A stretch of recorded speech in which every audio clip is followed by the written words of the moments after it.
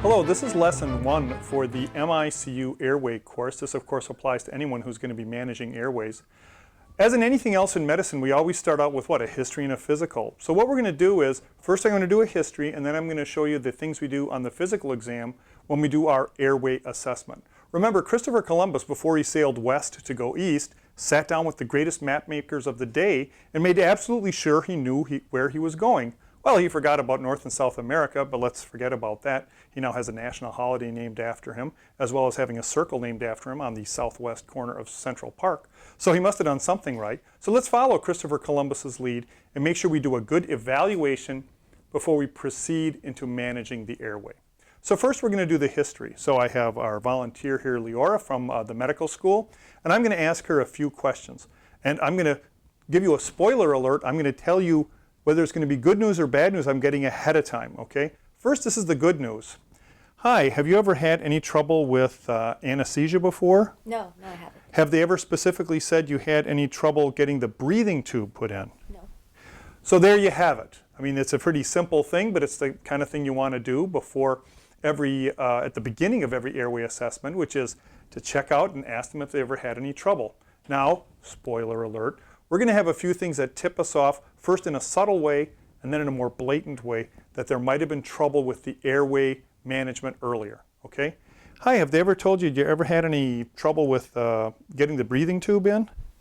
Yeah, last time I had a chipped tooth and my throat was really sore. Your throat was really sore for a long, and your tooth was chipped? Yeah. Okay, well, guess what? All you have to do in your mind's eye is see that person trying to do the laryngoscopy, having a tough time, having to crank back, chipping that tooth, and you can also see the tube. They couldn't get it in. They tried.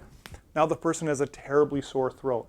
So if in your history someone says they have a chipped tooth or their throat was outrageously sore, people tend to always have a sore throat after getting intubated, but if they had a really outrageously sore throat or they had to see an ENT afterwards, that tells you that there was a terrible struggle to get the endotracheal tube in, okay? Now we're going to go and find a few more less subtle things. You ever been told they had trouble putting the breathing tube in? Yeah, they did. There you go. There's an old saying in medicine, the patient will tell you what they have. If you ask the patient, have you ever been told you had trouble getting the breathing tube in, and they say yes, listen to them, because they're telling you that they had trouble, okay? And now this is the final one. I myself have only encountered this once, but see if you can pick up on the subtle thing that tells us that we had trouble with the airway. Ever been told they had trouble putting the breathing tube in? Yes, last time they actually had to do a tracheostomy to get it in. Cue Edvard Munch's painting The Screen. When someone says the last time they had to do an emergency trach on me, that's telling that you have trouble. Okay, so that's in an encapsulated form how we do the history part of the airway exam. Now, we're going to go to the physical exam, okay? And as you can see, Leora here has a good airway, so we're not going to have any trouble. So I'm going to just show you the kind of things we look for that tip you off that this person has a good airway. First of all, you look at body habitus, and Leora is slim. And of course, you always have to say to yourself, if someone is morbidly obese, they're going to desaturate fast, they might be hard to mask, there might be a lot of soft tissue caving in. So the fact that Leora is slim helps us out, certainly as far as the airway exam.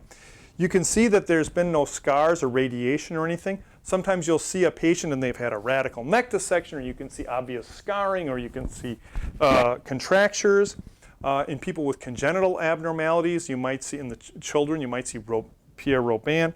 But when you see basically what looks like a normal upper airway, that's of course a good sign. Now what are the things I'm going to look for? I'm going to ask her to extend her head. Notice you can extend her head fully, okay? Now whereas maybe I would have someone who would have severe arthritis and they can't extend. Well, that's not going to help us at all. Okay, we're going to have her extend. Now I'm going to have her open her mouth all the way. And you can see she opens her mouth well. I can see very far back. This would be about a Mallampati 1 view. We get a very good view. Okay, then one more thing I'm going to ask you to do. Put your teeth in front of, put your lower teeth in front of your upper teeth, okay? And by being able to do that, you can see that the TMJ, remember, swings open and then goes forward. So we've shown that the jaw is able to do both of the movements and pull it forward. Remember, when you're going to intubate, you're going to basically move this part out of the way so you can get a view.